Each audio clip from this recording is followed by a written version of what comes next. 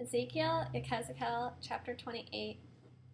The word of Adonai came to me, Human being, tell the prince of Zor that Adonai Elohim says, Because you are so proud, and have said, I am a god, I sit on the throne of God, surrounded by the sea, yet you are a man, not God, even though you think that you think like God.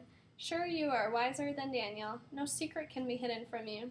By your wisdom and discernment you have acquired wealth, you have gathered gold and silver into your treasuries. By your great skill in trading, you have increased your wealth, and it is because of your wealth that you have become so proud.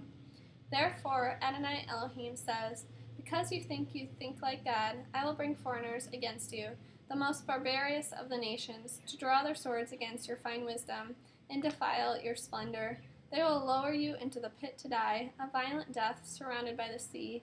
Will you still say, I am God, to them who are about to kill you? You are a man, you are not God, in the hands of those who defile you. You will die the deaths of the uncircumcised at the hands of foreigners, for I have spoken, says Adonai Elohim. The word of Adonai came to me, Human being, raise a lamnet for the king of Zor, and tell him that Adonai Elohim says, You put the seal on perfection, you were full of wisdom and perfect in beauty. You were in Eden, the garden of God, covered with all kinds of precious stones, carnelians, topaz, diamonds, beryl, onyx, jasper, sapphires, green feldspar, emeralds. Your pendants and jewels were made of gold, prepared the day you were created. You were a cherub, protecting a large region. I placed you on God's holy mountain. You walked back and forth among stones of fire. You were perfect in your ways from the day you were created, until unrighteousness was found in you. When your commerce grew, you became filled with violence, and in this way you sinned. Therefore I have thrown you out, defiled from the mountain of God.